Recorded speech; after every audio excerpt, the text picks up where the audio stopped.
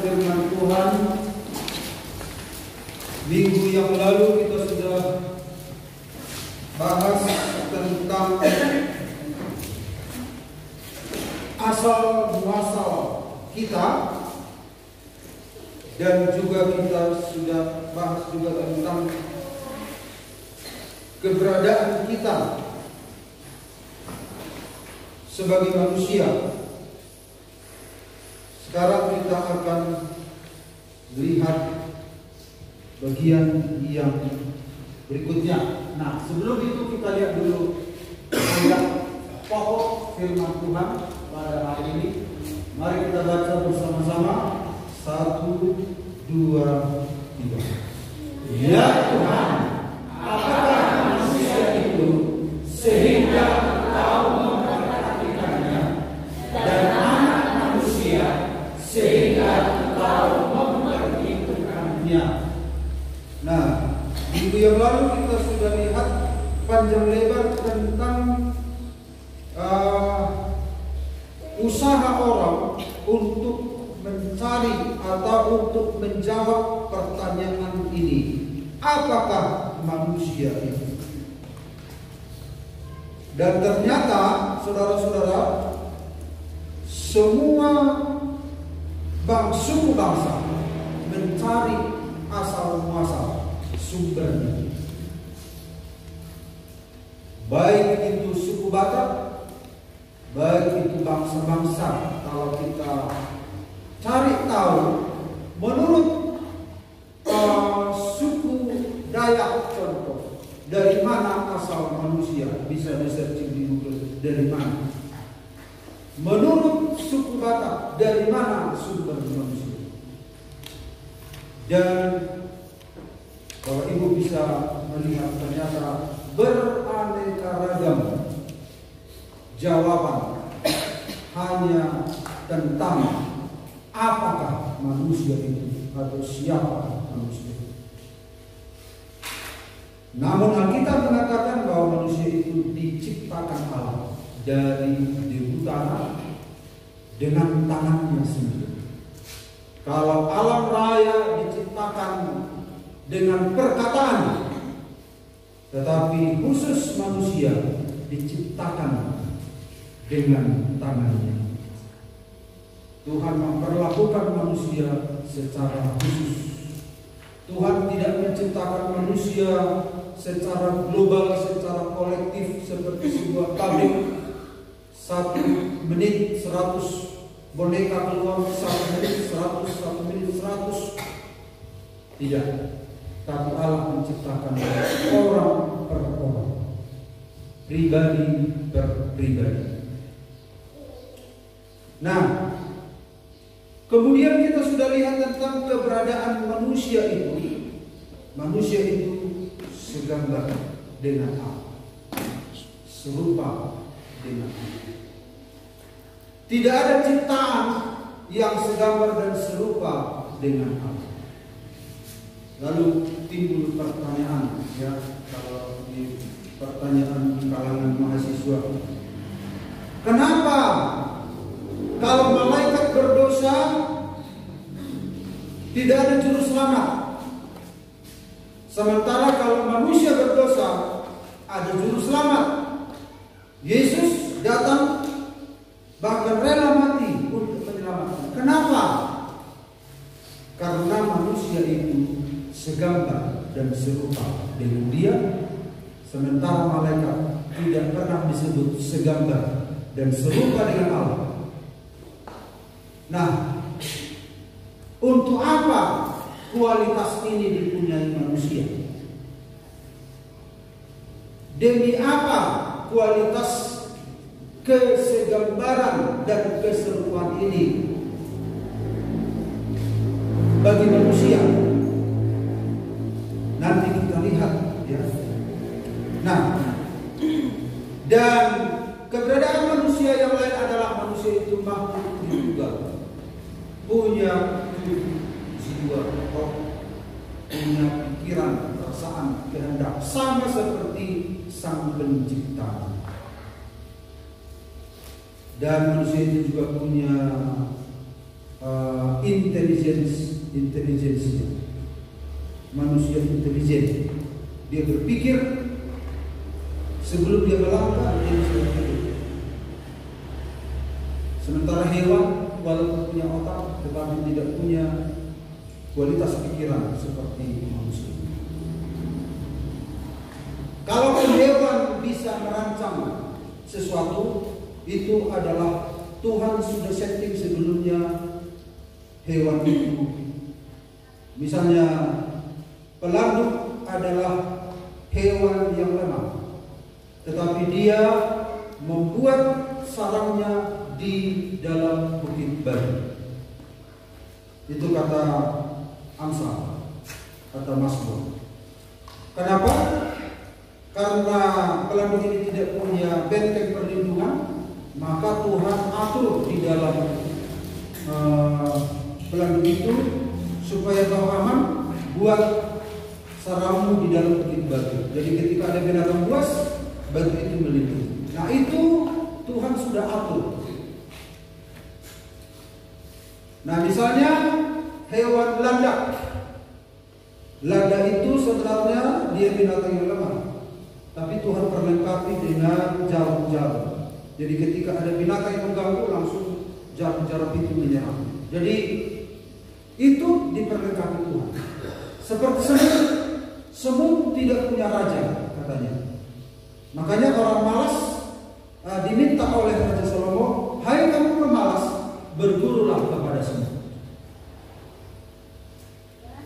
Walaupun tidak ada rajanya, walaupun tidak ada pemimpinnya. Kemudian pada waktu kemarau dia mencari makanan, tapi di waktu musim hujan dia tinggal di dalam rumahnya karena banjir semua. Jadi artinya dia bisa mencari tetap. Dari mana dia tahu pikiran itu? Tuhan sudah tanamkan. Tuhan sudah buat sistem di dalam kehidupan binatang itu. Itu disebut dengan naluri, ya. Tapi manusia beda, pikiran, punya otak sekaligus punya pikiran. Kalau hewan punya otak, kalau bapak ibu yang suka makan otak ayam atau otak B2 enak, ya. Tapi dia itu tidak punya pikiran.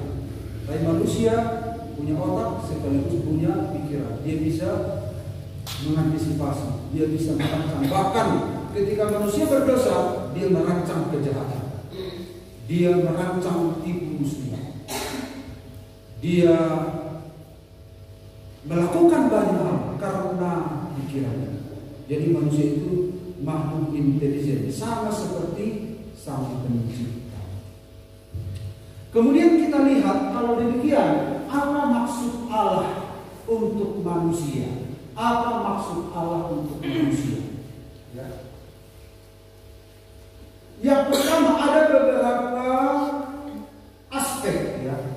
Ada beberapa segi. Nah, ada apa lagi? Ada beberapa hal. Ya, Bapak Ibu ngerti kan hal, segi atau aspek?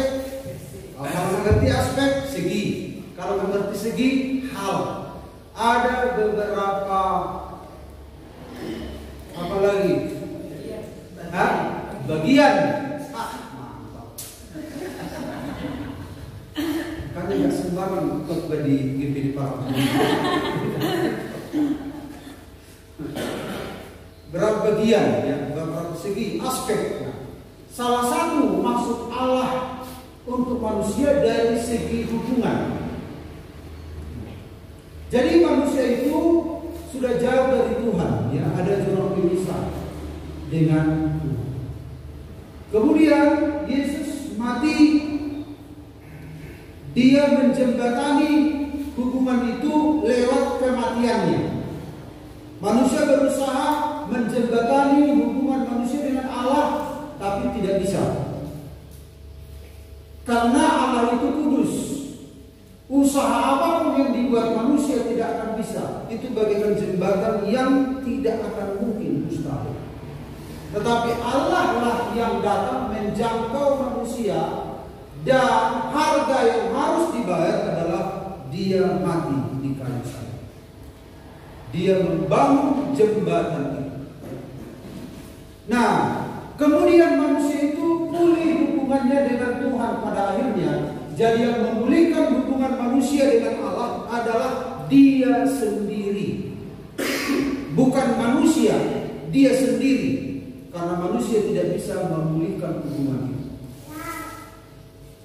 Nah, setelah kita percaya pada Yesus, hubungan kita dengan Allah itu pulih kembali, normal kembali. Nah, artinya manusia itu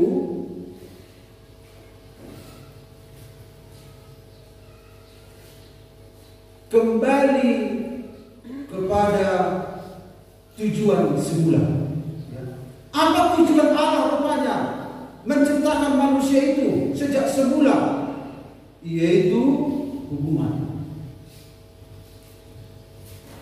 Makanya Tuhan tiupkan rohnya kepada manusia itu, yaitu bagian dari Allah. Jadi rohnya manusia itu bagaikan penangkap sinyal kepada sang pemberi. Jadi Tuhan berikan itu pada manusia. Jadi lewat itulah Allah itu berkomunikasi, lewat itulah manusia berkomunikasi dengan Allah. Jadi Tuhan itu memberikan sebuah instrumen, sebuah sarana penghubung, yaitu roh. Ketika manusia berdosa, hubungan itu putus dan Yesus datang memulihkan lagi. Nah, kalau sudah dipulihkan untuk apa? Yaitu supaya kita terus bersama dengan Dia.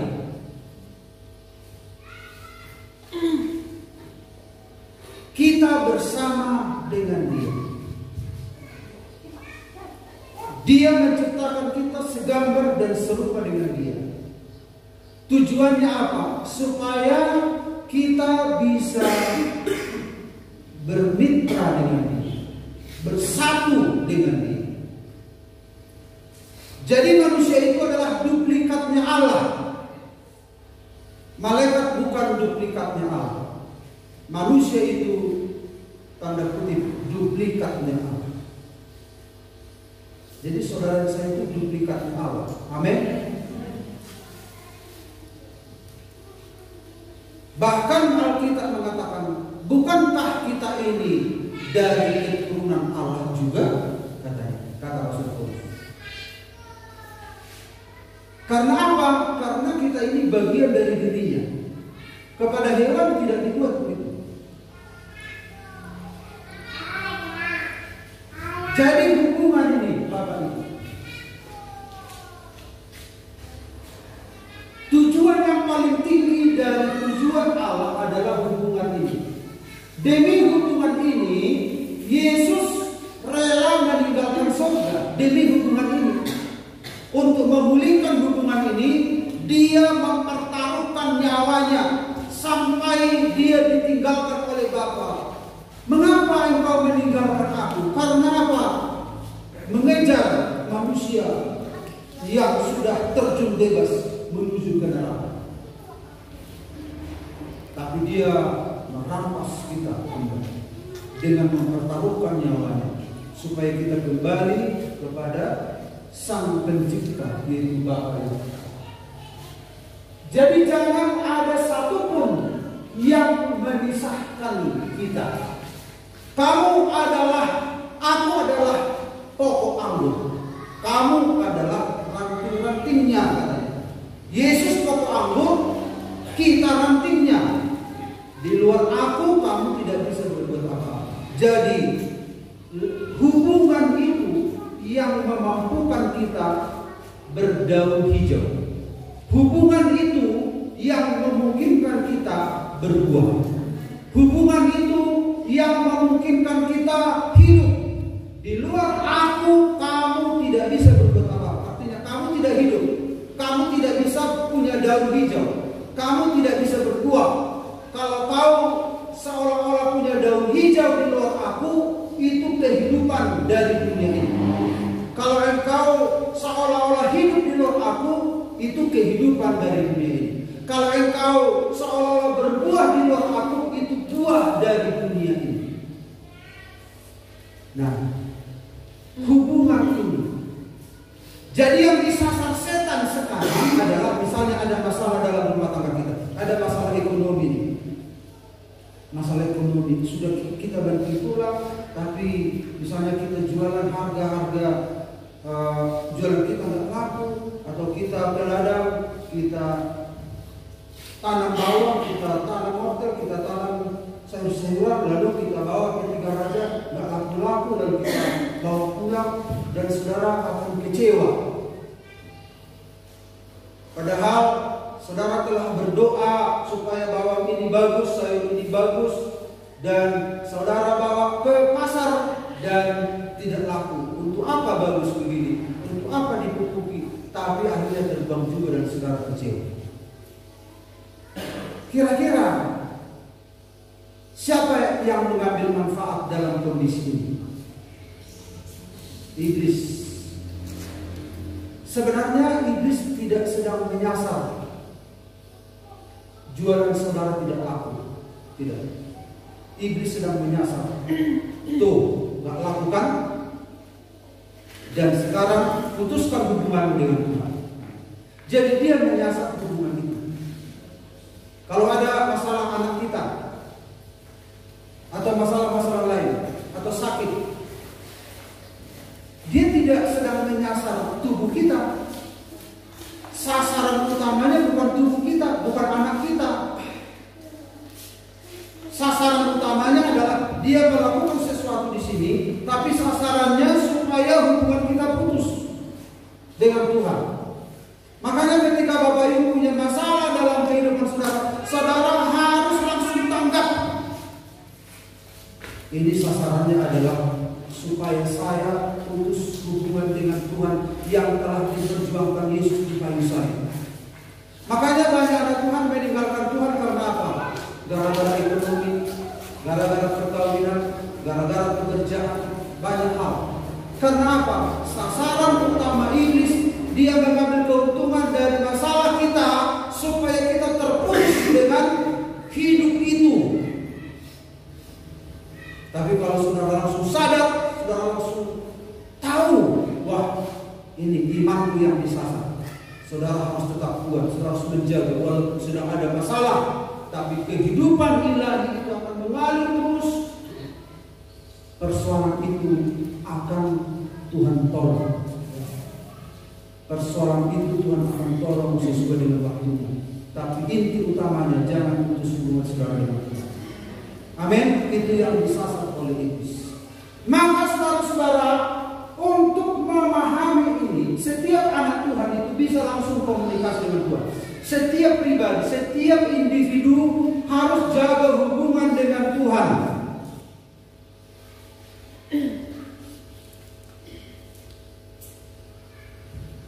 Nah, untuk memahami ini, maka Tuhan taruh di dunia ini sebuah lembaga pernikahan. Dan bagi yang belum menikah atau yang sudah menikah namun bermasalah, itu sebuah kegagalan mungkin. Tetapi tidak berarti saudara putus hubungan dengan Tuhan, terus jalin hubungan dengan Tuhan. Walaupun saudara sendiri, walaupun saudara ada masalah dalam hubungan kemanusiaan. Nah, tetapi dalam pernikahan kita diajari bagaimana melatih hubungan antara Tuhan dengan kita. Nah, karena itu Bapak Ibu kita harus memahami tentang hubungan itu. Karena Allah kita Tritunggal, maka manusia itu juga adalah Tritunggal. Manusia itu roh, jiwa, tubuh. Roh, jiwa, tubuh. Baik istri, baik suami adalah Tritunggal. Nah, ketiga-tiganya ini Bapak Ibu menyatu.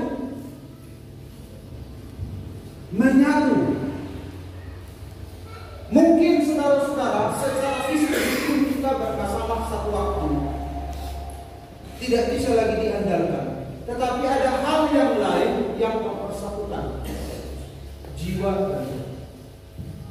Jadi ketika pasangan itu, ya ini bagi yang siap-siap mau menikah ya. Siapa yang mau siap? Siap?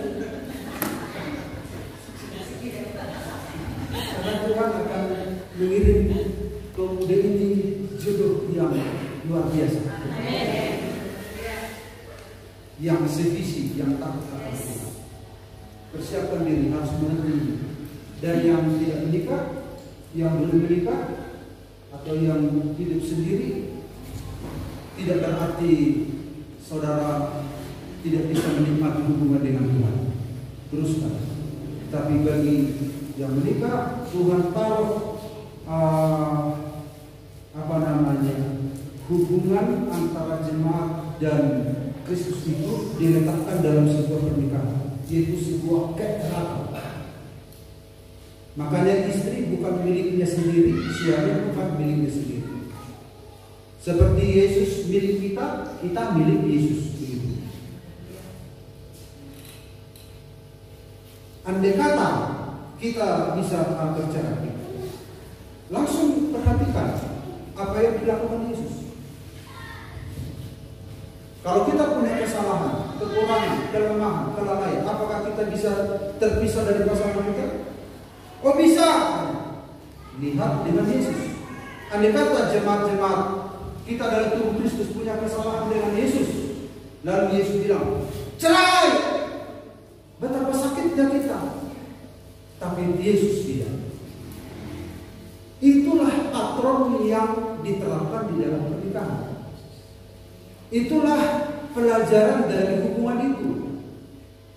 Itu di situ diterapkan kasih agape. Kalau misalnya kita terapkan kasih eros di sini, eros itu bersyarat. Kasih persaudaraan bersyarat, kasih kekeluargaan bersyarat, kasih terhadap diri sendiri bersyarat. Aku mencintai engkau. Padahal pasangannya masih terlihat utuh, masih kulitnya masih kencang, belum berikut. Lalu ke pesta dibawa-bawa, ayo bang. Siapa itu? Istriku. Karena apa?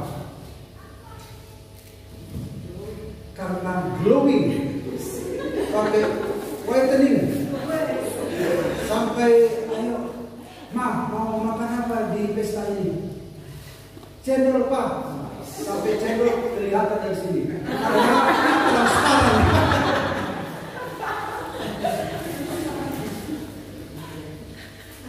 Tiba-tiba oleh satu dan lain hal dia terjadi magnetan, masak sama nih, tabal musik saya buat dulu makan kendor. Walau udah berapa bapakmu untuk pesta,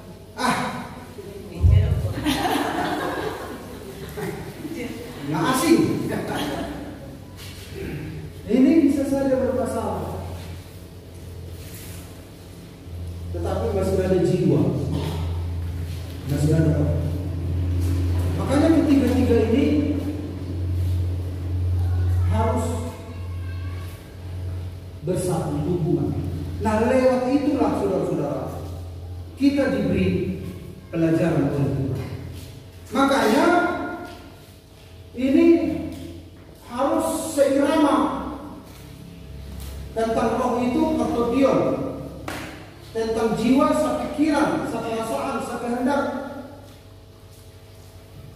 Kalau jiwa gagal masih ada satu di sejiwa.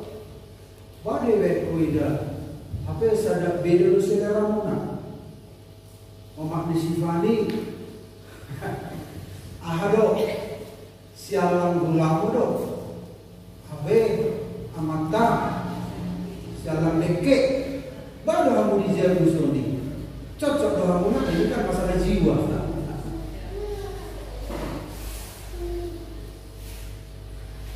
Jadi dalam hal jiwa ini harus ada pernikahan dalam roh, sapartopion.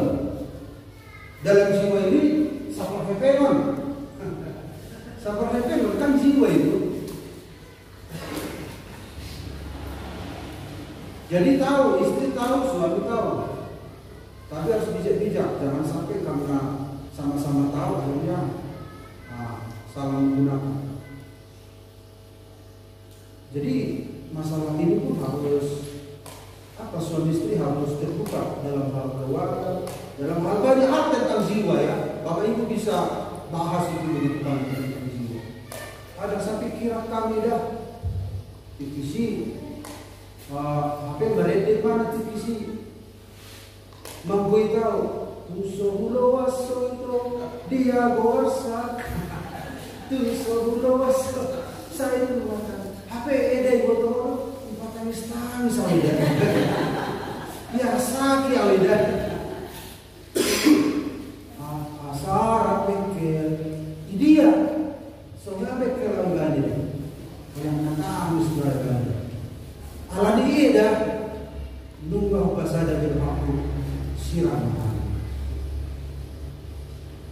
Nah kalau sudah disatukan,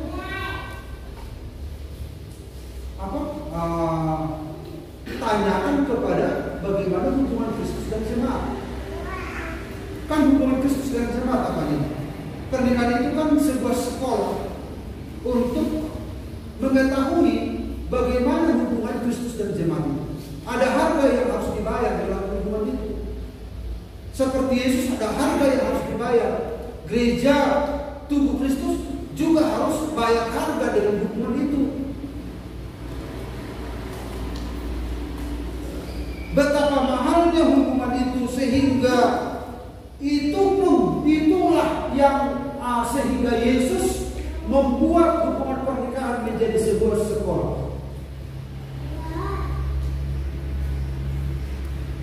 Senang tidaknya, bagus tidaknya hubungan suami istri itu tidak jauh beda kalau kita langsung lihat suami istri hubungan timbul tenggelam.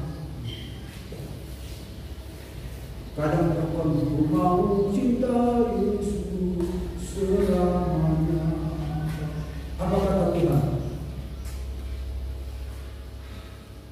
Bagus. Tapi besoknya apa yang terjadi?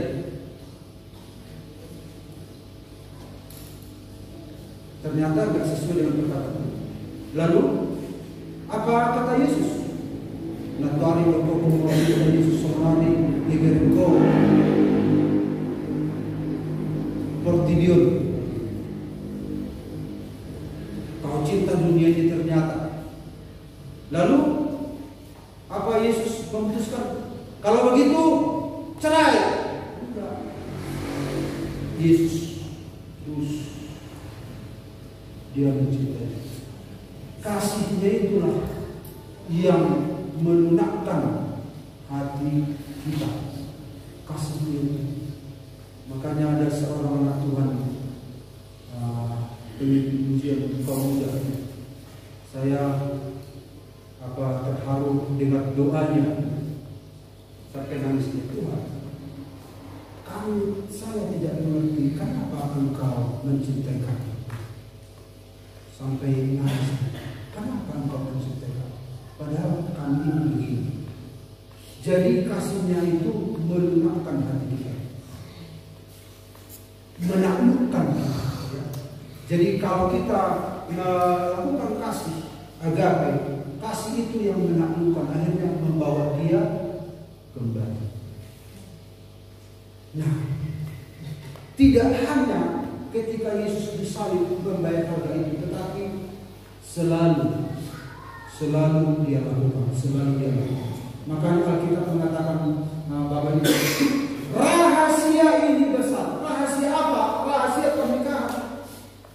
Makanya saudara-saudara, setiap anak Tuhan yang mau menikah harus tahu betul ini. Dan banyak juga yang belum mengerti. Ini juga jadi yang saya sampaikan ini kepada Bapak Ibu, saya sampaikan kepada hamba Tuhan. Karena mahasiswa kami itu gembala-gembala sendiri. Ketika saya sampaikan topik ini, namanya pengembaraan banyak kasus dalam jemaat. Hanya topik ini saja lama sekali karena banyak masalah, banyak pertanyaan. Kalau begini, Pak, bagaimana? Kalau begini, bagaimana? Kalau begini, bagaimana? Ternyata banyak gereja yang tidak memahami tentang itu. Makanya banyak anak Tuhan saat satu misalnya suaminya si PDB, istrinya si PDB. Itu faktor dia, masalah faktor dia. Makanya harus seperti sada parhantu, sada partuhan. Hantu.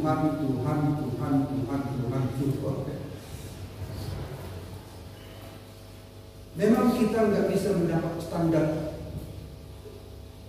yang sesuai harapan Tuhan. Tetapi paling tidak Bapak Ibu bisa melihat, mengevaluasi yang terbaik dari yang baik. Yang terbaik dari yang baik. Manusia itu tidak ada yang sempurna. Kita pun berjumpa dengan pasangan kita nggak ada sempurna sebelumnya.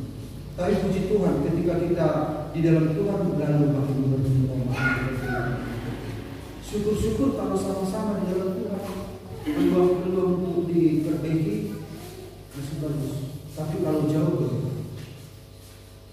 Jadi Bapak Ibu, saya sekali lagi saya katakan, ketika saudara hidup sendiri, saudara bisa connect dengan Tuhan. Tapi kalau saudara menikah, ada pekerjaan tanggung jawab. Sebenarnya menurut Paulus lebih enak gak menikah? Kalau menikah apa? Harus ngurus ini lagi, jaga hati lagi, jaga perasaannya lagi. Sudah capek aku nggak dibikin kopi. Coba kalau nggak punya pasangan kan langsung haleluya.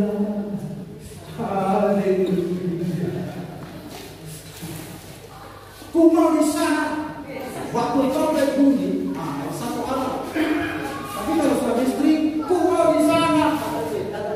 Ku ingin tetap di sini. Yang jadi marah.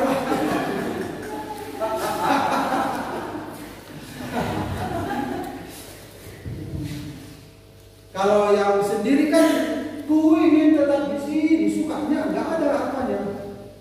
Nggak ada alona gitu. Nah, batin lagi salah ya. Tapi maksud saya adalah tanggung jawab itu. Nah, kalau memilih menikah harus tahu impian. Nah, kalau sudah menikah nanti kita lihat apa yang Tuhan mintakan. Jadi kemudian maksud Allah untuk manusia adalah kodrat karakter. Apa itu kodrat? Sifat asli, sifat bawaan, sifat batin manusia yang mempengaruhi segenap pikiran dan tingkah laku. Sifat asli dari dalam, lalu keluar. Jadi Tuhan mau kita itu satu kodrat,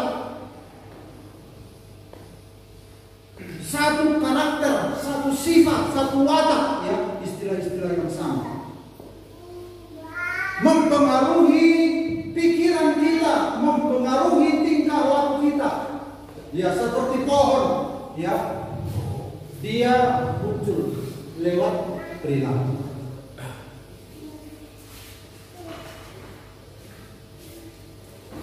Jadi makanya Bapak Ibu, pencipta lagu Indonesia Raya, menurut yang saya baca dan yang saya dengar dari beberapa sumber, Wage Rudolf Supratman itu adalah orang Kristen.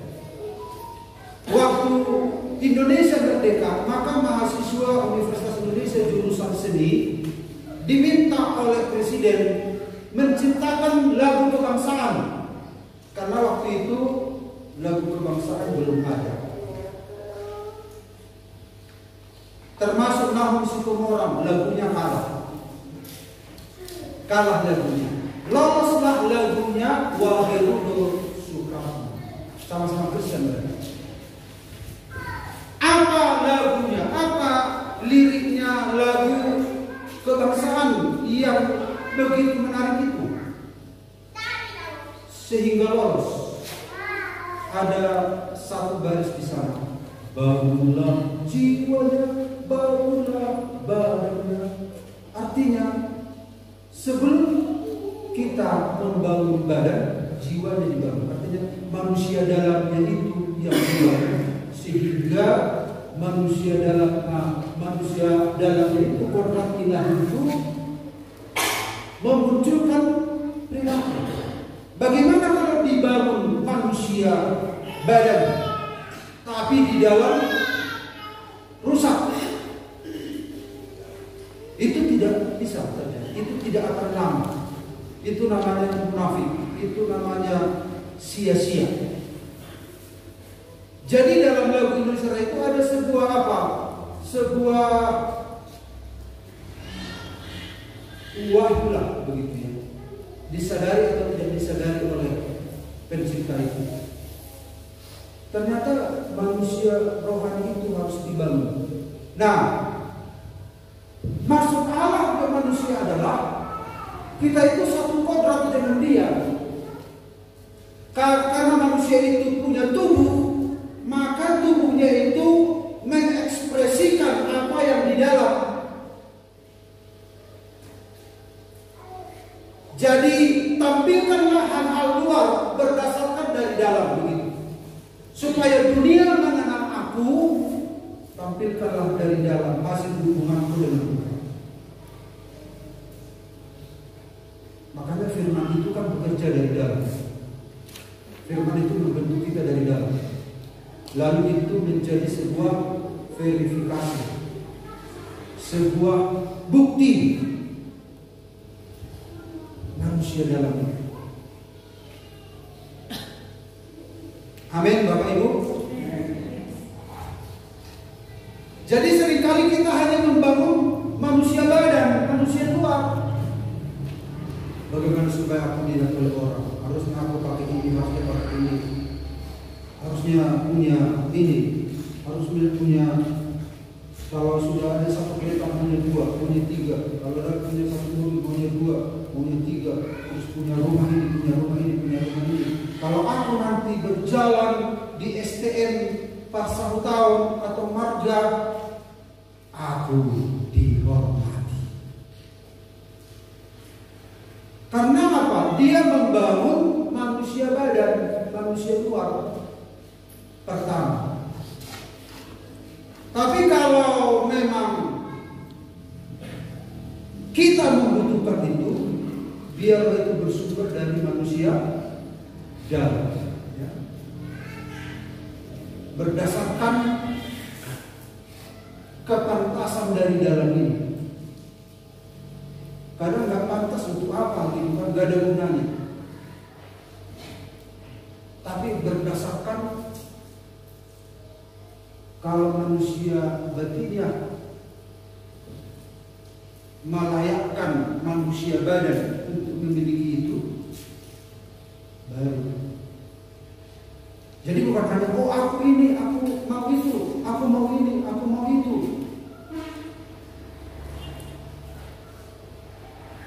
Tuhan pertama membangun manusia badan kita, manusia rohani kita yang sudah rusak. Nah, Tuhan mau pulihkan kodrat ilahi dalam perjanjian baru. Tuhan memulihkan kodrat ilahi, karakter ilahi, sehingga kita menjadi serupa dengan Dia. Hati kita diperbaiki, karakter kita diperbaiki, sehingga muncul apa yang Tuhan mau. Amin. Masih ada waktu ya. Tenang ya, jangan gitu. Jadi Bapak Ibu, manusia itu tadi ini, Bapak Ibu perhatikan. Kalau ini saya tidak sekedar saya begini. Yang Bapak Ibu perhatikan tentang saya ya ini. Sesungguhnya manusia itu begini, terdiri dari 3, tubuh, jiwa, roh. Tapi yang Bapak Ibu lihat saya memang satunya memang sendiri, tapi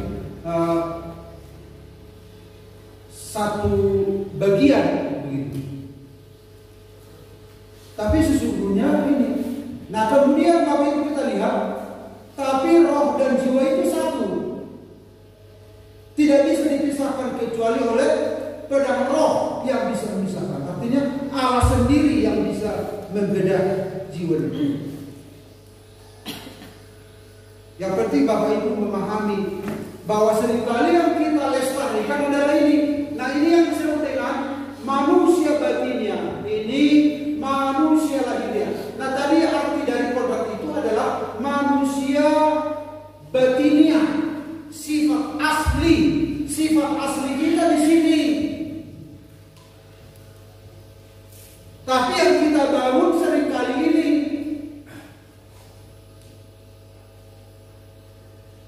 Kenapa yang kita bangun? Kita mengerahkan seluruh energi kita.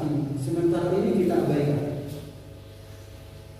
Makanya bangunlah jiwanya, bangunlah badannya. Ini dulu baru. Karena ini akan merosot. Walaupun manusia badannya kami semakin merosot, kata Rasul Paulus, tapi manusia batinnya kami dibaharui. Ini sifatnya merosot. Walaupun Bapak Ibu pakai sabun Lux, pakai apa lagi? Sabun apa? Oriflame. Pakai apa lagi? Segala macam parfum apapun ini. Bukan berarti kita cuek dengan diri kita, bukan. Tapi supaya Bapak Ibu tahu porsi untuk ini. Tahu porsinya. Ini ketika Yesus mati dan dia bangkit, yang dihidupkan adalah ini. Sementara orang yang percaya pada Yesus, tubuhnya akan mati. Ini yang Tuhan pulihkan. Disinilah letaknya kodrat ilahi itu, manusia batinnya. Makanannya ini adalah firman Tuhan.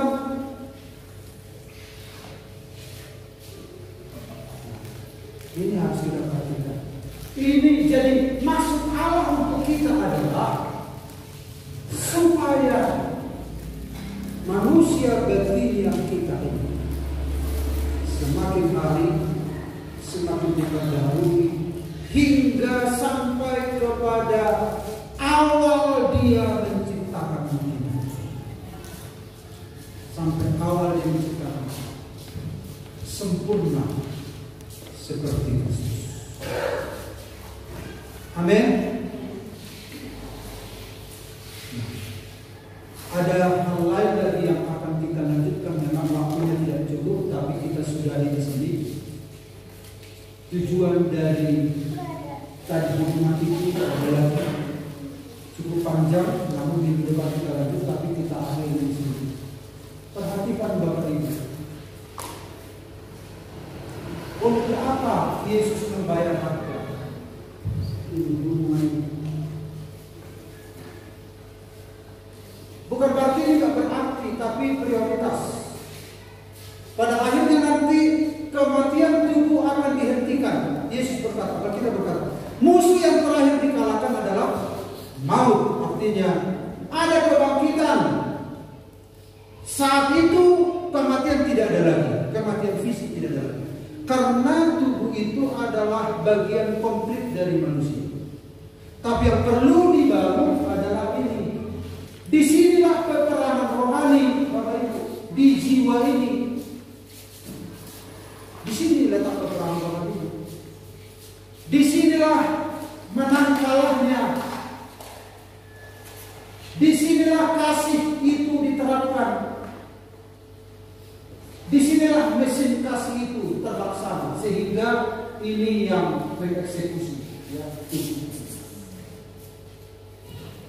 jadi kalau hati kita diperbaharui seperti lagu-lagu dari tadi tentang firman Tuhan. Semalam juga kamu sudah bicara tentang itu. Firman Tuhan itu yang mengubah hati. Sehingga action kita tubuh kita itu kan alat sarana komunikasi, alat-alatnya jiwa. Jadi kalau jiwa ini mau beraction, tubuh itu mengeksekusi begitu. Jadi kalau roh itu beraksi, jiwa itu yang mengeksekusi. Kalau jiwa itu mau beraksi, tubuh itu yang mengeksekusi. Itu kaitannya. Jadi ketika saya terangkan ini, kebetulan mahasiswa kami ada ibu gembala tapi psikolog. Dia kerja di sekolah perawat di Medan. Mungkin besar sekolah. Ketika saya jelaskan itu, betul Pak, betul itu. Betul. Karena apa? Begitu cara kerja. Namun dia menyadari bahwa di dalam psikologi itu yang dipahami adalah manusia itu dikotomi, jiwa dan tubuh. Tapi karena dia Kristen, dia mengerti tentang roh ini. Semua masalah manusia masalah kejiwaan, gak ada masalah dosa. Masalah kejiwaan. Tapi dalam iman Kristen, masalah roh itu, masalah dosa dari roh sumbernya. Tetapi ketika Yesus datang, dia menyelamatkan kita. Roh kita dilahirkan kembali. Nah, ketika dia mau berinteraksi supaya dieksekusi oleh tubuh, jiwa ini yang menjadi keterangan.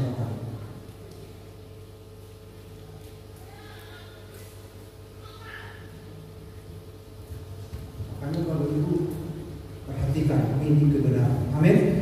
Amin. Mari kita siapkan diri kita untuk menikmati tubuh di dalam Kristus. Kita serahkan semua kepada Tuhan.